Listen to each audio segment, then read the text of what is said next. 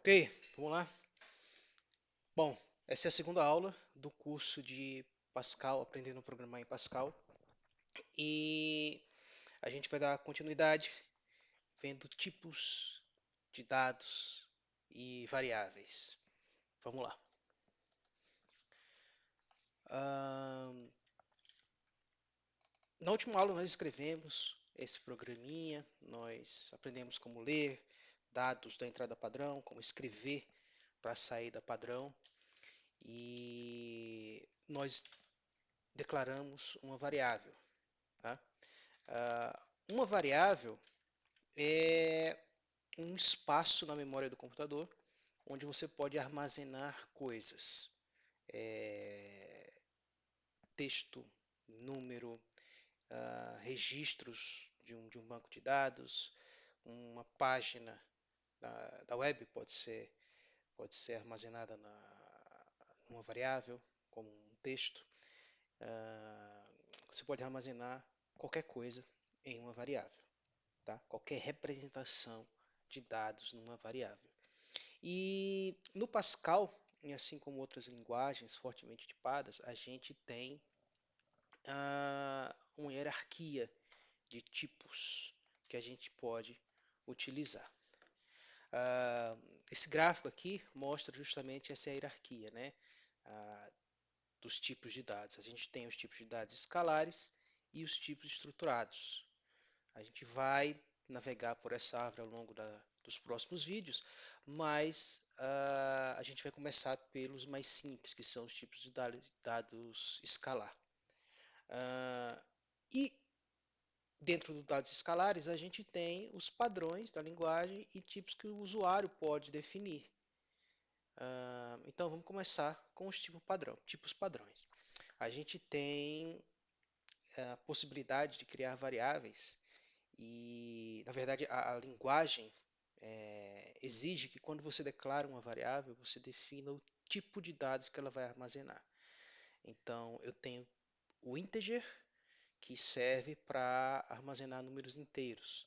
Eu tenho o tipo real, que serve para armazenar números com casas decimais. A gente chama de números de ponto flutuante em computação. Eu tenho a possibilidade de declarar variáveis com uma letra, um caractere, um número, um único caractere alfanumérico.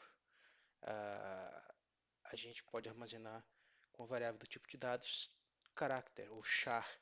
E a gente tem o tipo booleano, que é um tipo de dados que permite que a gente armazene valores lógicos, que podem assumir o valor verdadeiro ou falso.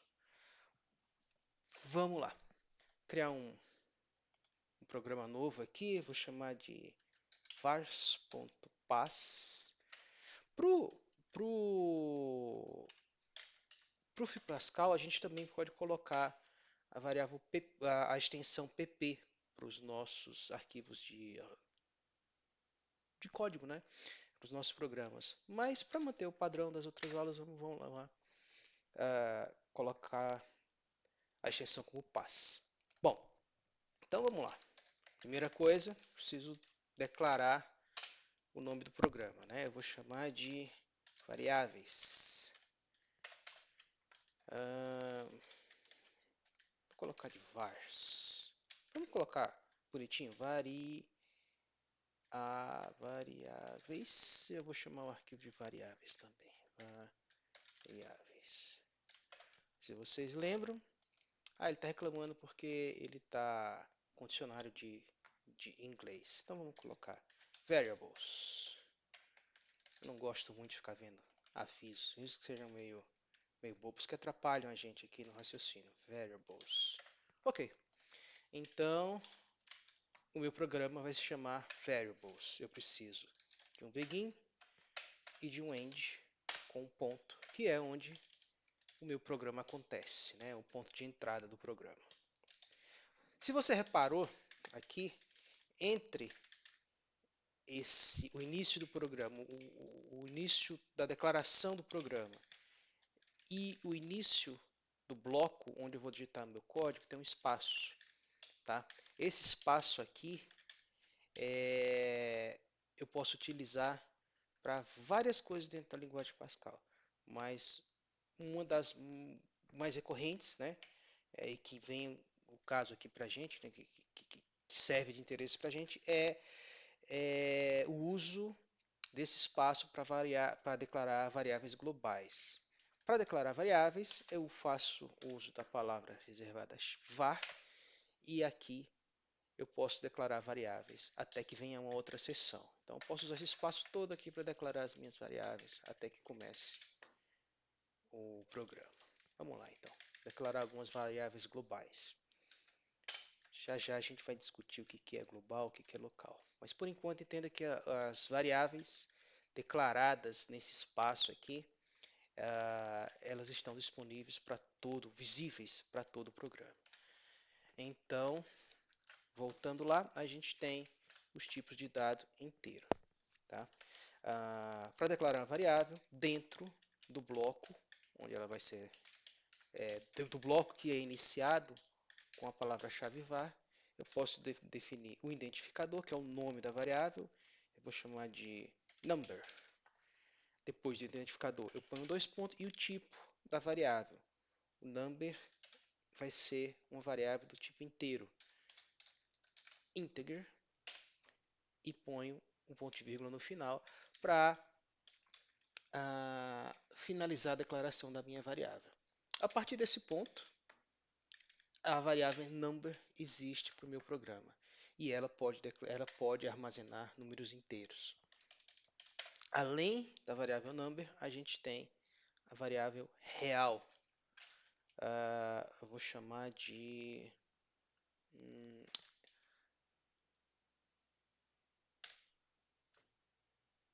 preço, price. Que a gente está em inglês. E o price é uma variável do tipo real. Ou seja, aqui dentro eu posso reservar, posso reservar esse espaço, usar essa variável para manipular valores que possuem casas decimais. Tá? A gente tem também a possibilidade de declarar o char e o booleano. Vamos deixar esses dois aqui comentados. Né? Você colocar barra barra na frente de uma linha, o programa isso vai entender no Pascal, isso é um comentário. Significa que essa linha é ignorada e essa linha é ignorada. Então tá aqui comentado para eu lembrar para a gente voltar depois. Vamos lá. Bom, na variável number, eu vou colocar um comentário aqui para gente rascunhar nesse trecho sem que o nosso compilador reclame. Então, na variável number, que é do tipo inteiro, a gente pode armazenar números sem ponto flutuante. Tá? Há um limite para isso, mas por enquanto a gente não vai entrar nesses detalhes. Tá? Os números, as variáveis de inteiro, ela tem subdivisões que servem para armazenar números em ranges. Então, se você vai usar um número muito pequeno, existe um tipo inteiro especial, que é o byte, por exemplo. Você vai usar um número muito grande, você pode dizer um int 64, que é um número de 64 bits. Mas, por enquanto, o inteiro vai servir para os nossos propósitos, certo? Bom, como é que eu armazeno, então? Como é que eu ponho coisas dentro da variável? Existe o operador de atribuição, que é o dois pontos igual. Com o operador de atribuição, eu consigo modificar o conteúdo das variáveis. Então, para fazer isso, eu digo, olha, o nome da variável, o operador de atribuição, dois pontos igual, e o valor que ela vai ter. Esse número vai ser 10, certo? E agora eu vou exibir o valor que tem nesse número. Vamos lá, write ln e passo como parâmetro o número. Se eu compilar aqui, Pascal compiler, opa, variables.pass, compilou, ok, compilou. Eu posso, seja variables, executando ele, ele vai exibir o valor da variável. Beleza. Eu posso manipular isso à vontade, menos 500.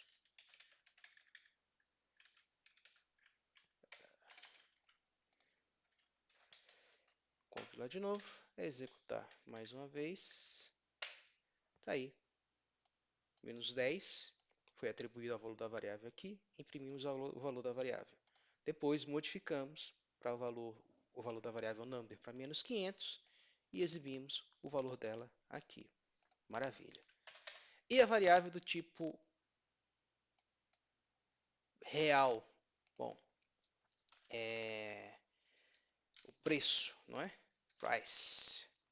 Eu vou dizer que o preço vai receber um valor com números, um valor decimal, né? Um valor com casas decimais. Então pode ser que o preço é 5,35, por exemplo.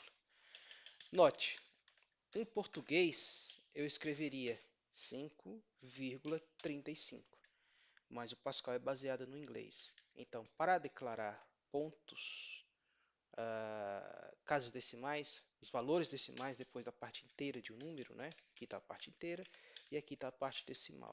Eu utilizo o ponto, que é a notação em inglês. Então, o preço, né? Seja lá do que a gente está computando aqui, vai ser 3,50.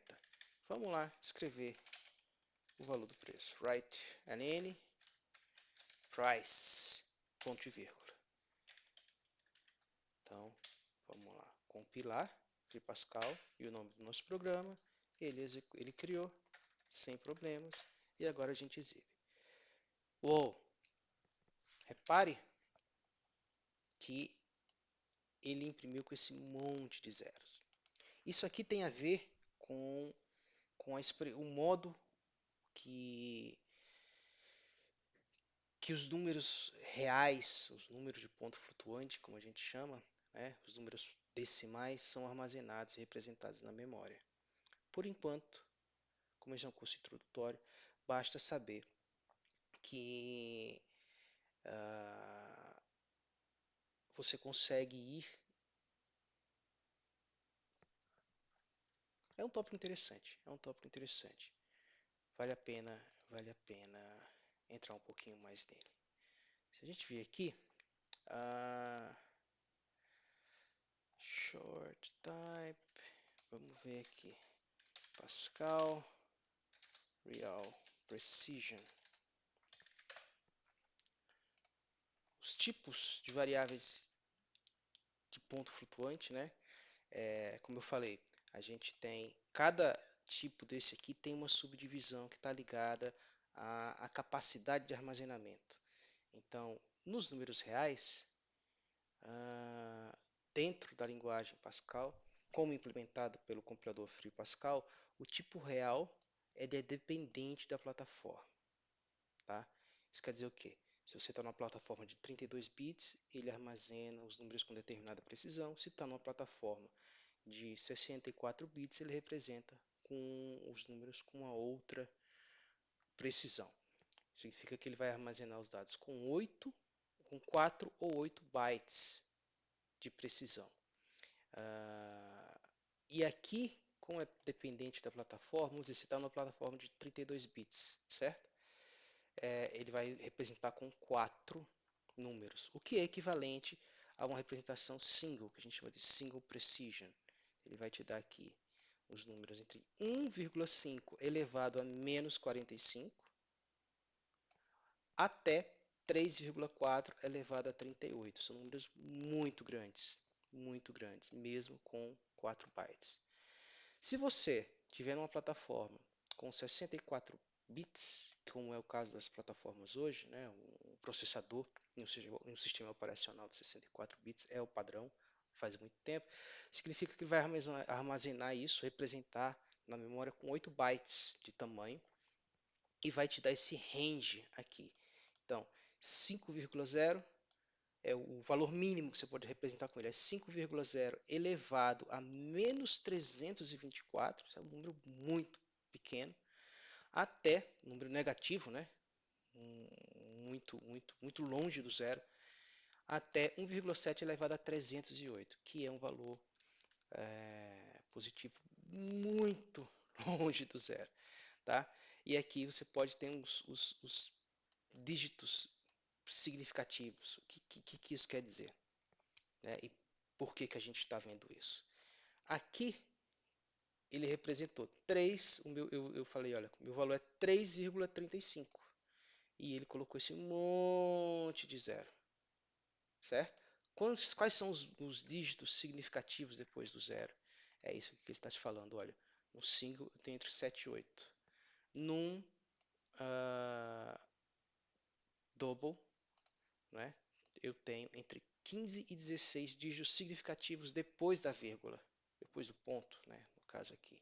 Então você consegue trabalhar com números com precisão muito grande.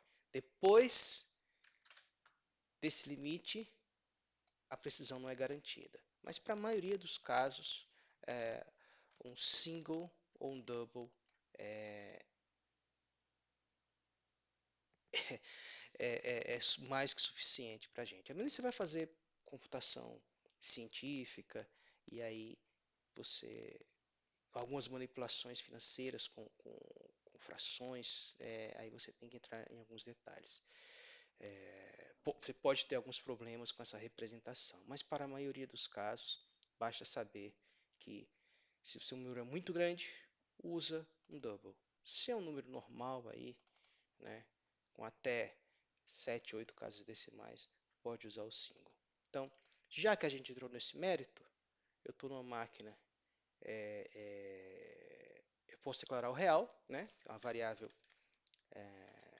de ponto flutuante, como uma variável do tipo real, e aí a precisão dela vai ser variável dependendo da arquitetura que você tá trabalhando, né? Se é 32 ou 64 bits, ou eu posso querer ter mais controle e dizer, não, eu quero trabalhar com um número armazenado com 4 bits. Eu vou ter no máximo entre 7 e 8 casas decimais. Então, eu vou usar o tipo single, ok? E o meu programa, vou compilar, rodar de novo. Se você olhar a diferença entre uma saída e outra, aqui ele estava como real.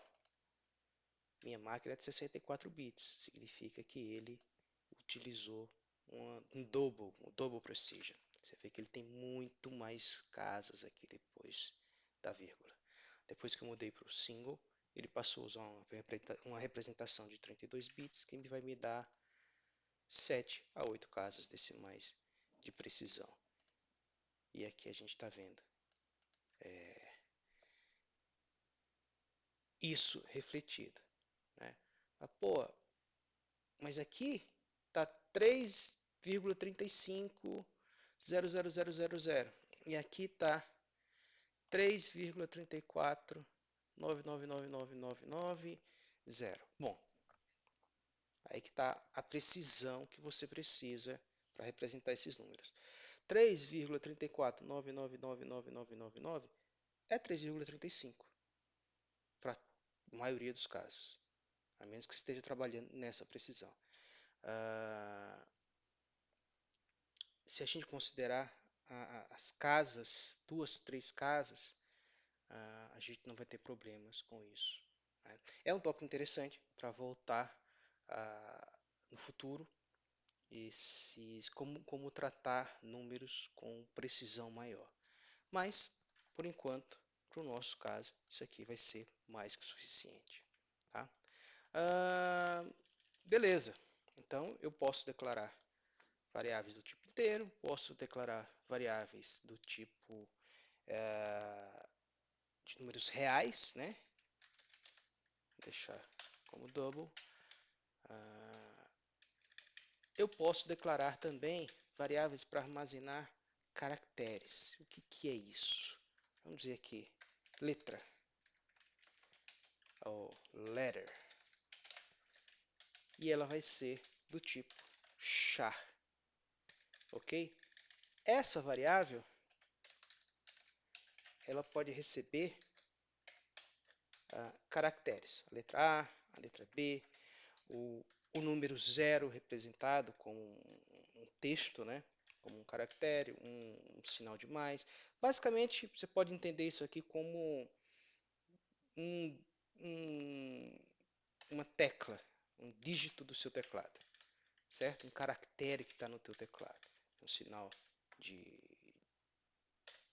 um colchetes, um parêntese, um asterisco, desde que ele apareça entre aspas simples.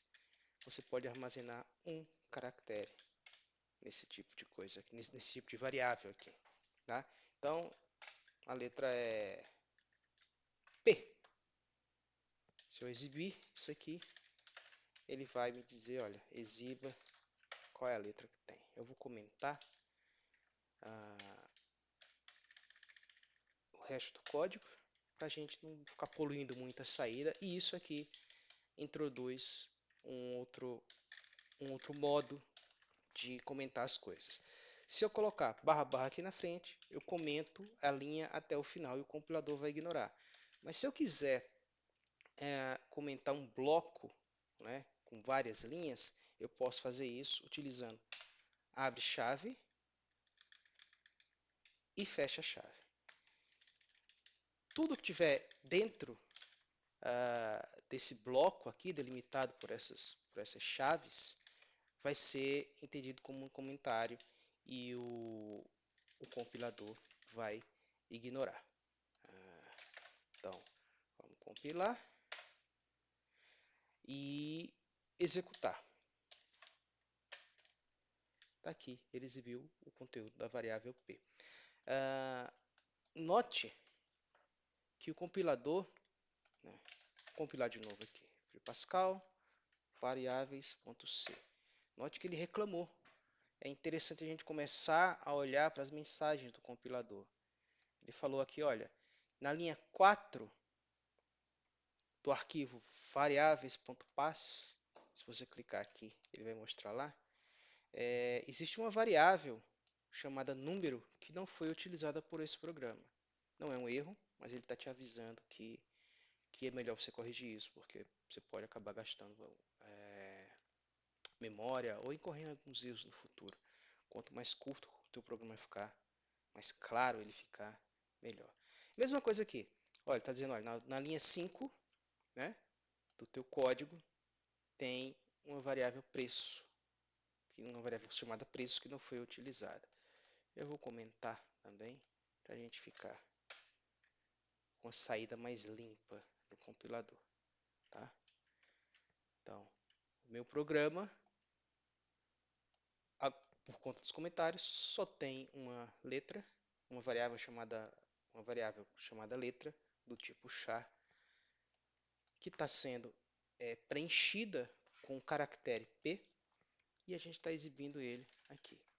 Se eu compilar de novo, Free Pascal variables.pass, a saída é muito mais limpa, né?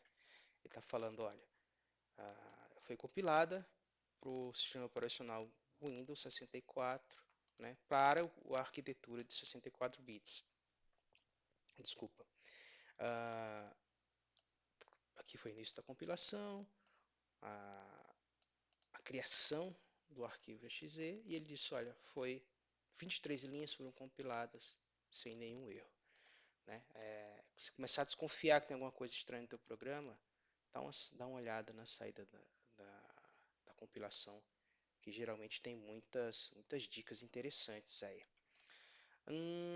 Vamos lá. Então, além desses números, a gente tem também, além desses tipos, a gente tem também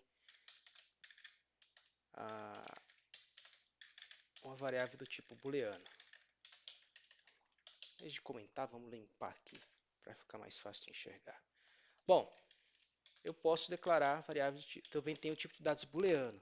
Que é isso? Ele aceita valores lógicos, tá? Valores lógicos são valores que podem receber dois tipos.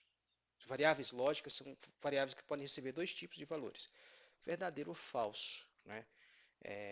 True ou falso. Isso vai ser útil quando você quiser é, fazer testes condicionais. Olha, executa isso se isso aqui for verdadeiro. Ou então, mostra tal mensagem se essa condição for falsa. Isso aí, esses tipos lógicos a gente chama de booleano. Então, vamos dizer aqui, eu vou chamar de amarelo. Yellow. Yellow é do tipo booleano. Eu posso preencher essa variável yellow, atribuir verdadeiro, certo? Ou falso. Yellow, falso. Vamos exibir aqui. Red line, yellow, yellow. O que isso aqui dá de resultado para a gente? Compila e executa.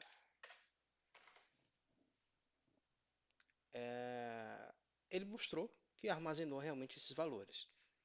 Para que isso é útil? Né? Isso é útil com o próximo tópico, que são as estruturas de controle. Se eu vier aqui, aqui tem a tabela com os tipos inteiros, né? E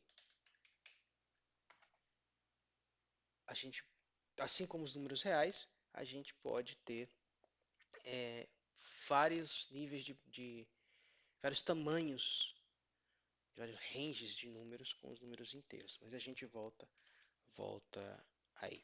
Vamos falar um pouquinho de condicional. Tá? Eu tenho o tipo booleano, que armazena valores lógicos. E junto com esse tipo booleano, eu ganho a capacidade de validar situações. Eu tenho situações que dependem de uma determinada condição ser verdadeira ou falsa. Por exemplo, eu disse que a variável yellow é verdadeira. Então, se, veja bem, palavra reservada nova, se a variável se o conteúdo da variável yellow for verdadeira, então escreva amarela. A cor é amarela. Ok? Se não, escreva. Não sei que cor é essa. Vamos compilar aqui. E agora, se eu executar o programa, o que vai aparecer? Ele vai dizer que a cor é amarela. Por quê? Porque ele está testando aqui essa condição. Se a cor for amarela, e ela é, porque nós definimos aqui o amarelo como true, ele vai entrar nesse bloco aqui e vai imprimir essa linha. E aí o comando acaba.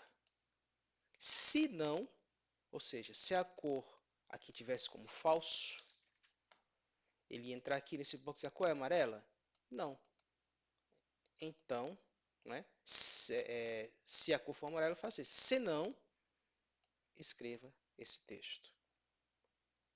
Maravilha. Então, vamos ver aqui. Vamos dizer que a cor é amarela.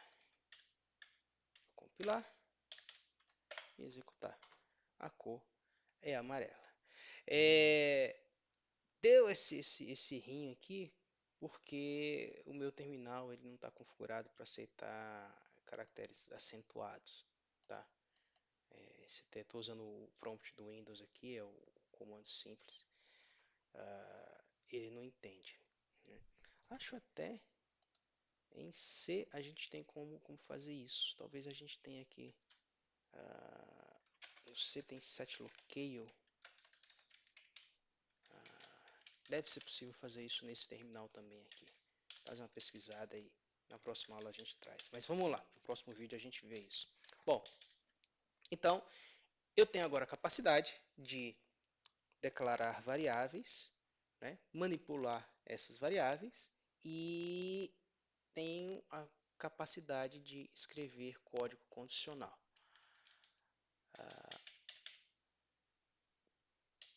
Vamos fazer um programa de teste utilizando isso aqui? Bom, eu vou deixar aqui e vou criar um programa novo que eu vou chamar de compras.pass. Eu tenho um programa chamado compras, certo? Ele começa aqui e termina aqui. Eu vou simular uma pequena compra e eu quero que esse programa me dê o valor total. Então vamos dizer aqui, olha, eu comprei um produto.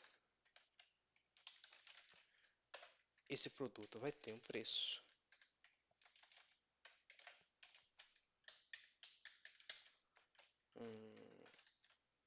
Product. Esse produto vai ter um preço que é do tipo double, ok? Esse produto e eu vou ter uma quantidade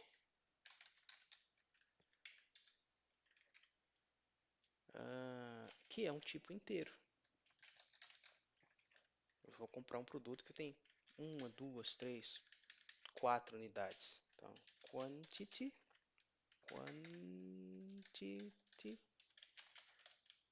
Aqui. Vamos simular? Então, essa minha compra. Olha, o produto que eu comprei foi um computador. Um computador da Dell. Foi um Dell Computer. Ok? Eu paguei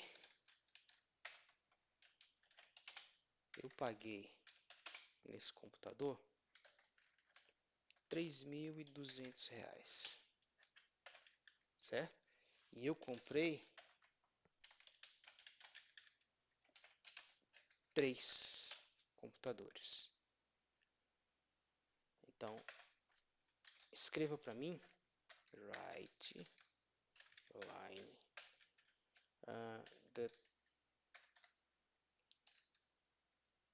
o preço final, final price, ok? Eu vou dizer aqui, ó, final price. Fazer um resumo? Vamos dizer que eu quero escrever o seguinte, olha. Produto, o nome do produto, um resumo da compra, a quantidade e o preço que eu paguei, certo? Então vamos lá. Escreva produto, resumo da compra, order,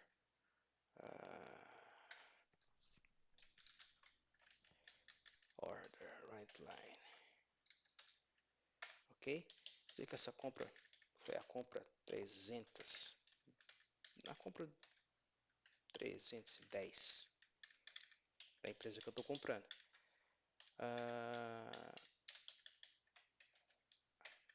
E agora escreva write ln. Escreva o seguinte, dá um espaço aqui e o meu primeiro item, que foi o produto, né? Então, escreva. Ele vai escrever um espaço, um traço, um espaço e depois vai escrever o nome do produto. O que ele vai escrever? Dell Computer. ok? Ah, na vírgula. Vamos colocar na outra linha. Ah, aqui.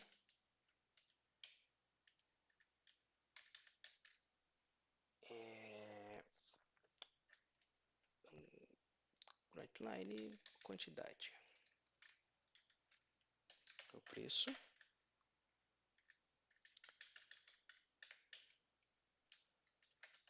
Price. E eu tenho quantidade, QTDY. Ok? E eu vou escrever aqui a minha quantidade. Legal. Vamos ver. Vamos compilar esse programa. Ficascal compras.pass. Desculpa. Não é write ln.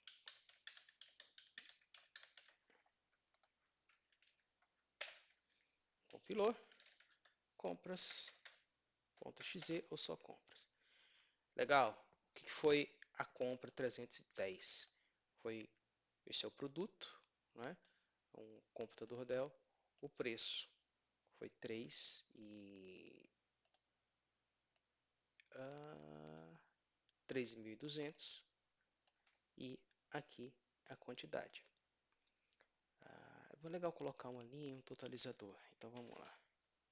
Write ln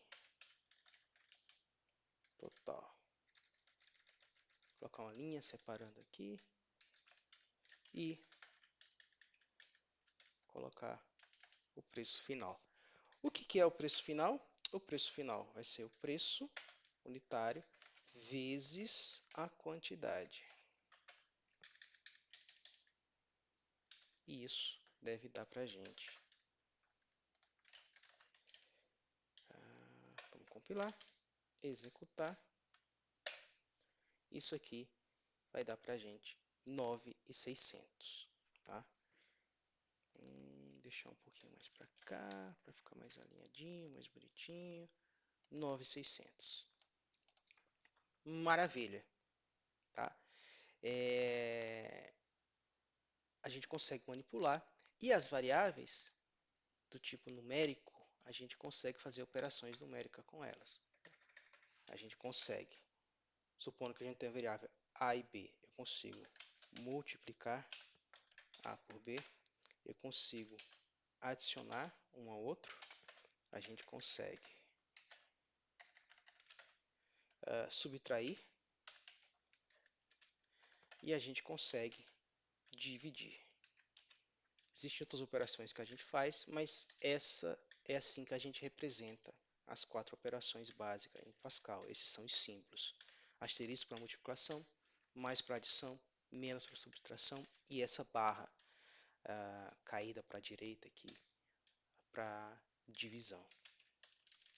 Bom, a gente já está aí com quase 40 minutos. Eu vou encerrar aqui para não ficar muito longo. E no próximo vídeo a gente vai entender como formatar melhor essa saída, para que não fique esse monte de zero, como é que a gente alinha um pouco melhor essa saída. E a gente vai trazer programas mais interessantes, que a gente já consegue escrever com o que a gente viu até aqui. Bom, é isso aí. Muito obrigado e até a próxima.